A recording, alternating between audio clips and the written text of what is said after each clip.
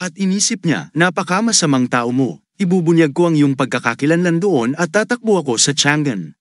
Tinitigan siya ni Sohan at inisip, kung pumalpak ang mga bagay sa bundok ng Jianghan, ibubunyag ko na lang ang pagkakakilanlan ng Berserk Demon at tatakbo. Pagkatapos ay sinabi niya, bilisan mo. Sumagot si Sang, sige. Sa kalsada, maraming tao ang naglalakad. Naglalakad din sina Sohan at Sang habang binabago nila ang kanilang anyo. Hinawakan ni Sohan ang kanyang lalamunan at tinanong si Sang, kamusta ang boses ko? Tinitigan siya ni Sang at ngumiti, astig. Hindi mo tunog ang boses na yan. Sabi ni Sohan, Gangwo, kuya, tumigil ka. Ang ingay mo. Tinitigan siya ni Sang ng masama at nagtanong, anong klaseng salita yan? Sabi ni Sohan, tumahimik ka. Muling nagtanong si Sang, talaga bang ipagpapatuloy mo ang kwentong yan? Sumagot si Sohan, isang karakter na aksidenteng nakatagpo ng martial arts technique sa bundok at hindi alam ang tungkol sa kanyang sariling pinagmulan. Sabi ni Sang, at ako ang kuya na hindi man lang naipasa ang lihim na kasanayan ng pamilya kahit na ako ang nakatatandang kapatid. Tinitigan siya ni Sohan at sinabing, tama. Lumakad ng mas maaga si Sang. Tinitigan siya ni Sohan habang naglalakad. Lumingon si Sang pabalik at tinitigan siya ng may pagkalito. Sabi ni Sohan, sa tingin ko, dito ay tama na. Marami akong nakikitang Jianghan Martial Halls. Senior Brother Guangwo, oras na para hamakin tayo. Kung gagawin lang natin ang sinasabi ko, talagang hahamakin tayo, kaya makipagtulungan ka ng husto. Tinitigan siya ni Sang ng may pagkalito. Tinanggal ni Sohan ang gamit mula sa kanyang likod at sinabi, una, kumita tayo ng pera gamit ang palabas. Sabi ni Sang, pera? Marami ka ng pera. Sabi ni Sohan, ang tunay na lalaki kumikita ng pera sa maruruming paraan. Tinitigan siya ni Sang habang si Sohan ay nagtapon ng mga mansanas sa ere at tinamaan ito gamit ang espada. Nagtipon ang mga tao at pinanood siya. Sabi ni Sohan, isa pa. Itinapon ni Sang ang isa pang mansanas. Tinamaan ito ni Sohan gamit ang espada at napapanatili ito sa ere. Natutuwa ang mga tao sa kanyang palabas.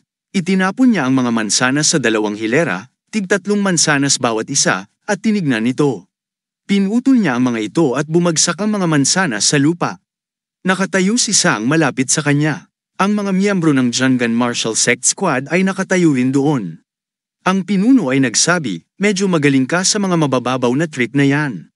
Ngumiti si Sohan at sinabi, ako si Mel, ang ika-18 na kampyon ng Unrivaled Duo. Nag-isip ang pinuno, ang Unrivaled Duo. Napaka-pretentious na pangalan para sa mga tagapagtanghal na ito. Sabi ni Sohan, natuto ako ng blade art ng Unrivaled Duo, at ang kuya ko dito ay natuto ng Unrevealed Duo palms at fist techniques, at pati na rin ng Divine Indestructible VDRA arts para patibayin ang kanyang katawan. Hindi ba kayo interesado sa Divine Indestructible VDRA arts? Tuwang-tuwa ang mga tao at may isang lalaki na nagsabi, interesado ako. Sabi ni Sohan, sige, ipapakita namin sa inyo. Pero bago yan, kami ay mga trainees na naglalakbay sa buong mundo.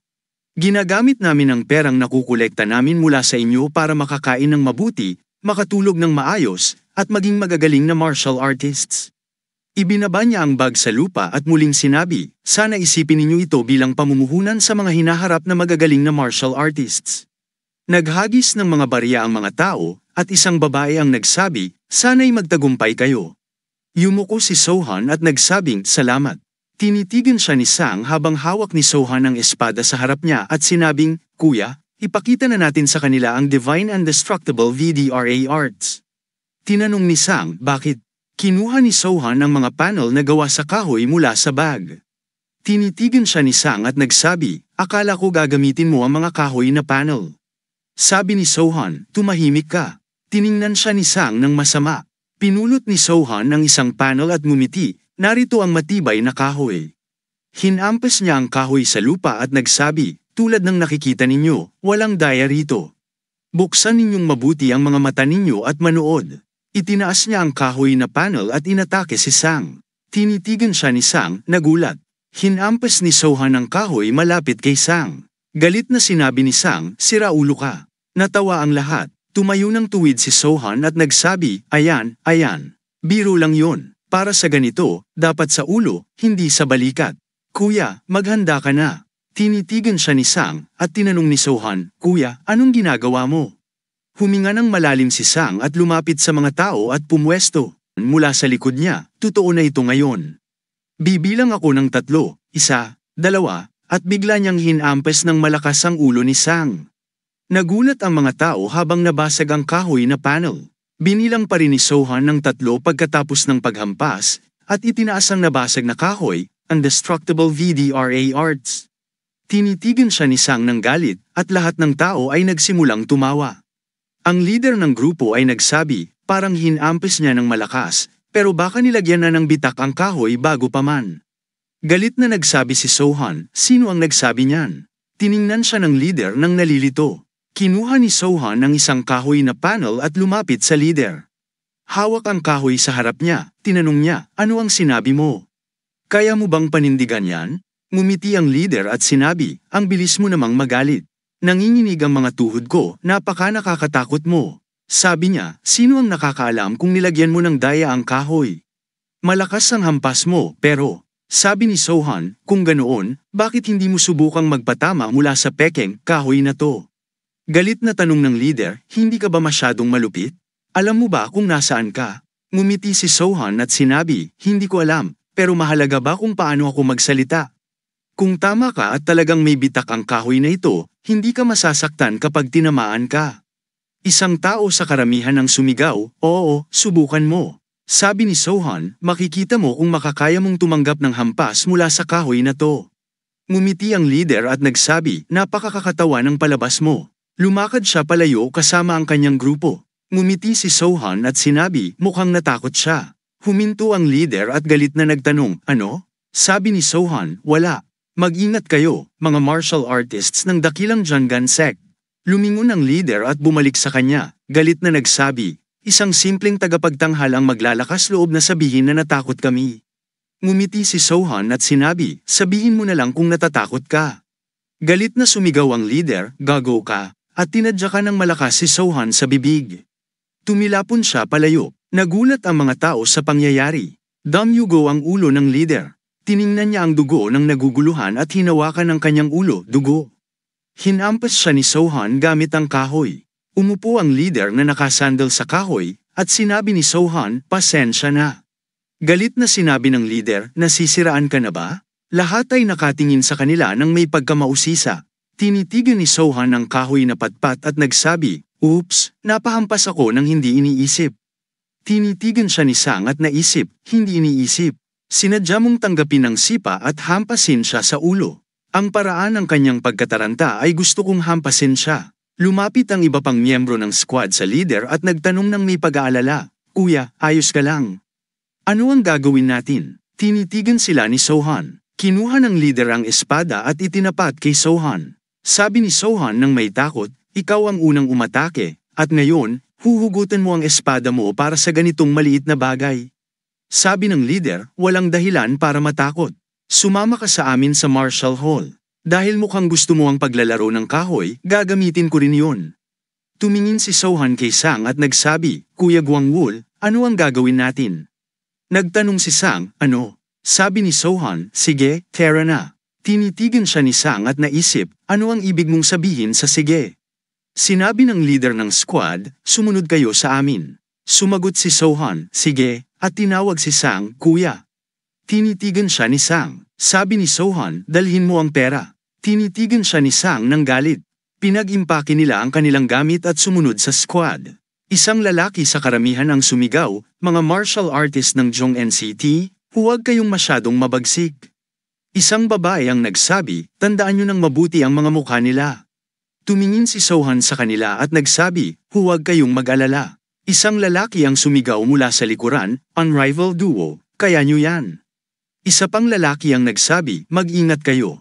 Itinaas ni Sohan ang kanyang kamao, at masaya siyang tinitigan ng lahat. Tinitigan siya ni Sang nang nalilito at naisip, napabilib niya ang lahat ng mga taong ito sa ganoong kabilis na panahon. Sa loob ng Jongan Martial Hall, nakatayo sina Sohan at Sang sa gitna habang tinitingnan sila ng iba mula sa paligid. Ang lalaking tinamaan ni Sohan ay nakatayo malapit sa estante ng mga kahoy na espada at nagsabi, ako ang pangalawang disipulo ng Jongan sect, si Shin Wong. Lumingon siya kay Sohan at nagsabi, pumili ka ng kahoy na espada. Kinuha ni Sohan ang isang kutsilyo at nagsabi, hindi na kailangan. Tinitigan siya ni Shin Wong. Pinutol ni Sohan ang kahoy na patpat gamit ang kutsilyo at nagsimulang gumawa ng espada mula rito. Tinitigan siya ng lahat ng gulat. Galit na sinabi ni Shin Wong, pwede ka namang maging tapat ngayon. Kayo ba ay nandito upang hamanin kami? Ngumiti si Sohan habang ginagawa ang kahoy na espada at sumagot, hindi ko sa tingin na dapat mo pang sinasabi yan. Lalo na bilang taong pinagtawanan ng aming palabas at nagsimula ng away. Lumapit ang leader na may hawak na kahoy na espada at nagsabi, gawin natin ito. Kung matalo ka, kailangan mong ibunyag ang iyong totoong pagkatao. Kung matalo ako, hindi ko na itatanong kung saan kayo galing. Galit na sumagot si Sohan, ibulgar ang aking pagkatao. Sinabi ko na sa iyo, ako si Mang ng Unrivaled Duo. Tumingin si Sohan kay Sang. Tinitigan siya ni Sang nang nalilito at sinabi, ako si Guangwul ng Unrivaled Duo. Galit na sinabi ni Shin Wong, akala mo ba wala kaming mga nagtatangkang bisita na nagtatago ng kanilang pagkatao para hamanin kami? Siguro akala mo na ang Jongan Sect ay nakakatakot, pero sa tingin mo ay kaya mo ang Jongan Martial Hall. Sasabihin ko sa iyo kung ano ang mangyayari sa mga kagaya mo. Karamihan sa mga bisita ay natalo. Dapat kang magpasalamat na ipinagbabawal ang duelo gamit ang totoong espada, sabi ni Sohan na may ngiti.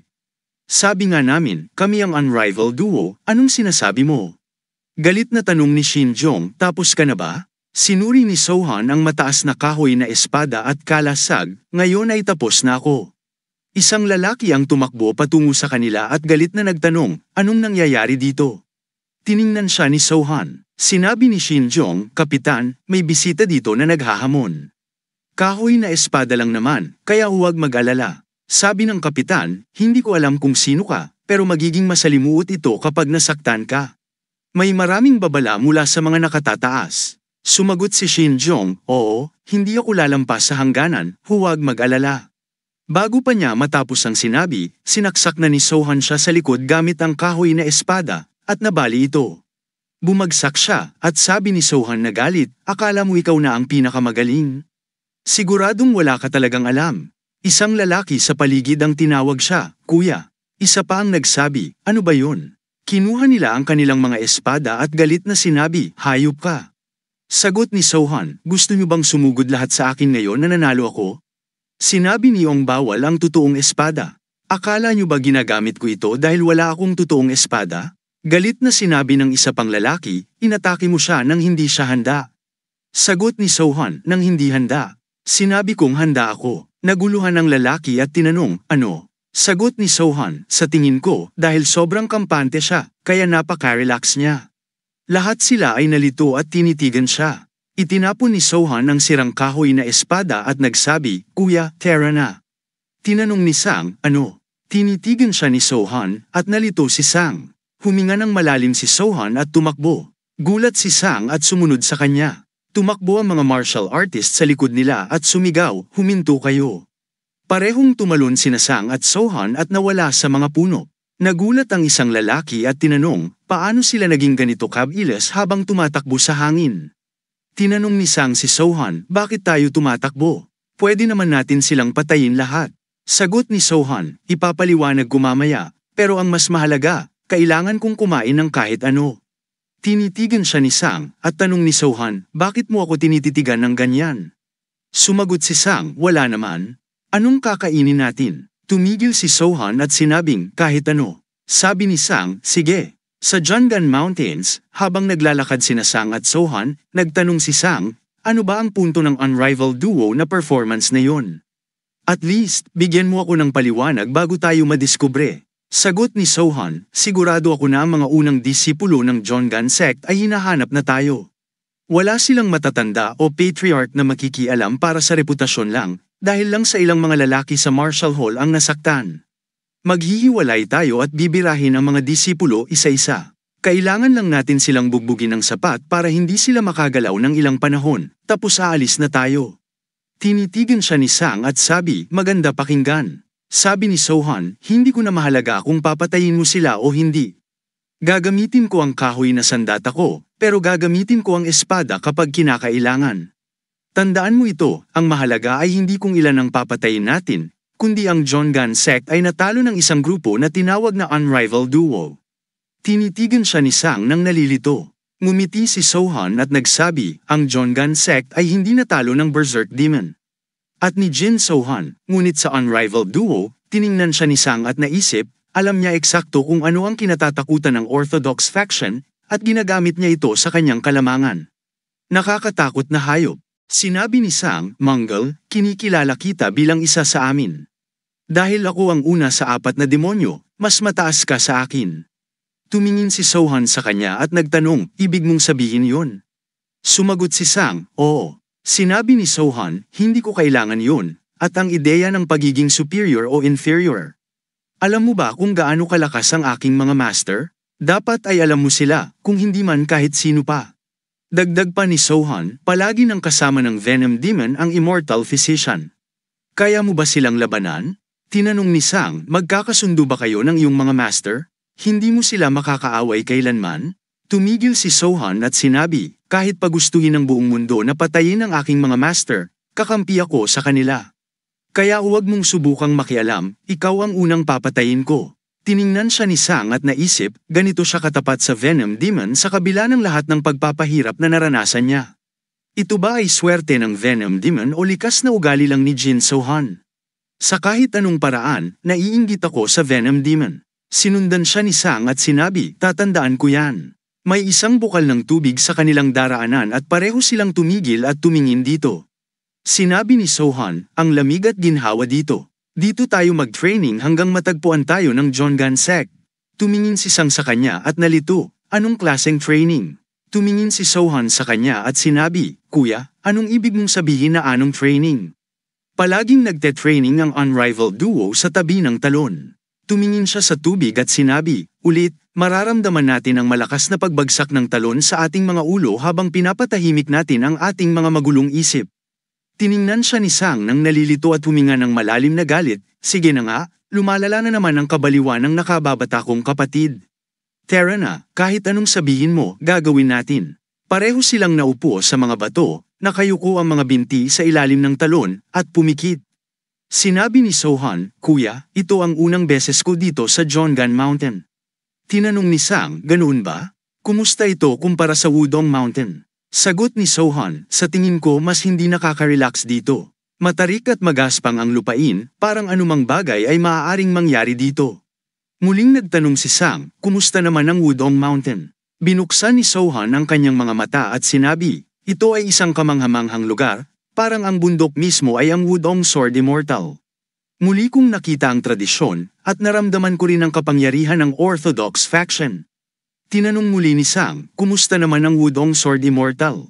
Sumagot si Sohan, isang sagradong tao ng Orthodox faction. Nagulat si Sang at binuksan ang kanyang mga mata sa gulat. Ngumiti siya at muling ipinikit ang kanyang mga mata at sinabi, hindi ako madalas makarinig ng ganyang papuri. Tinanong siya ni Sohan, sa tingin mo ba matatalo mo ang Wudong Sword Immortal?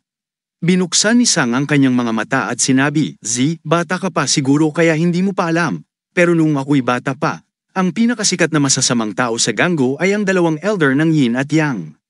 Tinanong ni Sohan, ang 2 elder ng Yin at Yang. Sumagot si Sang, oo. Bumagsak sa kanila ang Qingqing sect, at ang patriarch ng Amas ay napatay. Pati na rin ang Conan sect na bumagsak sa kanila. Kasabay ng maraming iba pang mga eksperto sa martial arts. Kahit sino pa ang kanilang kalaban, nagtutulungan sila at nananalo. Nang maging sikat na sila, bumaba mula sa bundok ang Wudong Sword Immortal. Sabi sa mga chismis na pinatay niya sila. Pinatay sila sa disyerto, tila umabot ng 3 taon para matalo sila. Hindi na ako lumapit sa Wudong Mountain pagkatapos noon, pati na rin ang iba pang 4 na Great Demons. Pero ikaw, nakalabas ka doon ng buhay. Ngumiti si Sohan at sinabi, tama, parang astig nga kapag sinabi mo yun ng ganoon. Sabi ni Sang, sigurado ako na hindi nila naisip na masama kang tao, bagamat mas masama ka pa sa akin. Kahanga-hangang malinlang pati ang Sword Immortal. Pinutol ni Sohan ang usapan at sinabi, malinlang. Alam na niya kung sino ako at kung sino ang napatay ko. Nagulat si Sang at tiningnan siya ng may gulat. Nakaramdam sila ng mga boses mula sa mga puno. Sinabi ni Sohan, mukhang natagpuan na nila tayo. Ano ang gagawin mo? Tinanong ni Sang, ano? Sagot ni Sohan, mamamatay silang lahat kapag nakialam ka. Patakbo na ang mga kalaban papalapit,